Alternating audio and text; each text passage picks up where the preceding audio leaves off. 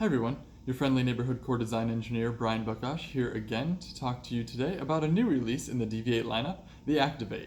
Let's take it to the intro.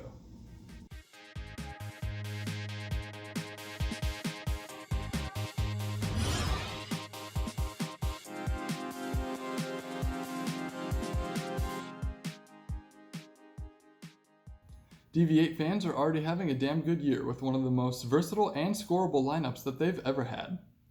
But I'm going to give you a reason to like it even more with the introduction of the new Activ8. The Activ8 comes complete with its own new core shape, the Activ8 symmetrical core. It has a total differential of 0.040 that's going to give you a moderate to moderately high amount of flare potential. That's going to get you through the fronts and then rev at the back of the lane for a good continuation and a hard arcing back end motion at the back of the pattern on most medium to medium light conditions. This core comes wrapped in the Composite Fang hybrid cover stock.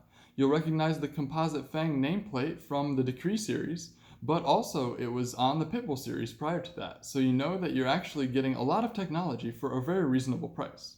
And I say very reasonable price because the Activ8 series is actually slotted just above the Decree series at the price point, so you're getting actually very high quality chemistry series cover stock on a very affordable ball. And I think that shows with the versatility of this ball. This may be a big statement, but I think this is the most versatile piece that DV8's ever had at this price point. So without talking too much longer, I'm going to just take you to some comparison charts and show you how the Activ8 stacks up with the rest of the DV8 lineup.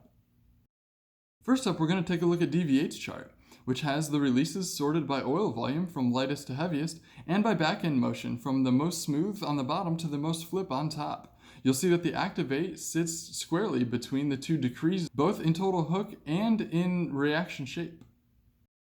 I've reconfigured my charts to better align with some of the other charts that are in the industry, including this DV8 chart. So you'll notice the similarities with the oil volume on the bottom from lightest on the left to heaviest on the right, and the response to friction on the right, from the sharpest balls at the top of the chart to the most smooth reacting balls at the bottom of the chart. My chart very nearly reflects the DV8 marketing chart. The only differences I see is that I'm giving the Activ8 just a little more response to friction compared to the DV8 chart, because I feel like they sell themselves a little bit short with the amount of continuation and the amount of recovery that this ball offers from open launch angles when there's a good amount of friction. I see this ball being a great step down from something like a Decree Solid or a Damn Good Verge when the mids are a little bit burnt up and you notice that either of those two balls are getting a little too rolly off the end of the pattern, or they're simply just hooking too much or too early. The Activ8, with its 500, 1000, 1500 Sierra finish underneath the crown factory polish, gets you through the fronts very nicely before making a strong response to friction. As you can expect, this is going to be an end-of-the-day ball for players that have higher ball speed, but I feel like it'll be a very versatile ball for players that have lower ball speed or higher rev rates, and even two-handed bowlers. Interestingly, Packy put a 1-inch layout on his Activ8 and was able to square up a tougher pattern and keep the angles in front of him and still get a nice back-ending motion out of his Activ8. If you put a stronger pin to PAP layout on this ball with a smaller VAL angle, then you're definitely going to see a fairly responsive reaction to the back end of the lane. Best for when you can open up the launch angle and send the ball away. As long as there's ample friction to the right, this ball should recover with no worries.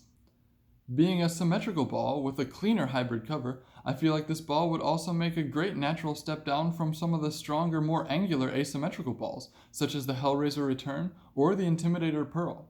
When those balls are basically jackknifing, but you still want to keep your launch angles open and see good recovery on the back of the lane without balls jerking off the end of the pattern, then the Activ8 is going to be the perfect move to keep you in that same part of the lane without worrying about the ball overreading the dry or being too unpredictable like ASIMs can sometimes get when you encounter wet-dry conditions. Overall, I feel like the Activ8 offers plenty of performance with a very reasonable price tag. Alright, that's the information I have available on the new DV8 Activ8, available worldwide in pro shops beginning June 3rd. I have 4% battery life, so pray that I nail this outro. Make sure you like and subscribe to my YouTube and Facebook channels, Bowling Buckosh. I make new videos as new releases from the brands of Brunswick come out. Feel free to leave a comment below, I'm always happy to reply. And until next time, thanks for watching. Didn't die.